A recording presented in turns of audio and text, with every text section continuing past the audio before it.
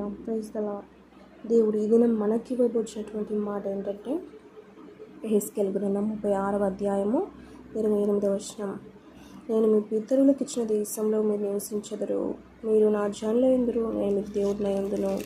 మీ సకలమైన అపవిత్రతను పోగొట్టి నేను మిమ్మల్ని రక్షింతును. ఆమేన్, హల్లెలూయా. ఇక్కడ దేవుడు ఏం సెలవిస్తున్నాడంటే మనలో ఉన్నటువంటి సకలమైనటువంటి అపవిత్రతను దేవుడు పోగొట్టి దేవుడు మనల్ని రక్షిస్తాడంట. మనం అపవిత్రతలో జీవించినప్పుడు మనం రక్షణ పొందలేమండి.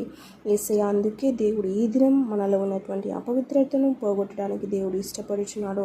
మనల్ని రక్షించి ఆయన యొక్క కోటలు మమ్మల్ని భద్రపరచాలని దేవుడు ఆశపడుతున్నాడండి. మనలో ఉన్నటువంటి అపవిత్ర పోవాలంటే మనం మొదటగా ఏం చేయాలంటే ఆయన హస్తం కింద మనము రావాలండి.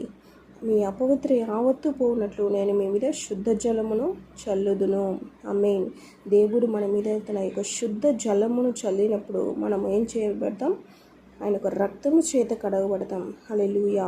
యేసయ్య రక్తం చేత మనం కడగబడినప్పుడు మనలో ఉన్న అపవిత్ర యావత్తు పోయి మనలో దేవుడు పరిశుద్ధతని అనుగ్రహిస్తాడండి. మనం పరిశుద్ధత కలిగి జీవించినప్పుడే దేవునికి దగ్గరగా జీవించగలం, దేవుణ్ణి దర్శించగలం.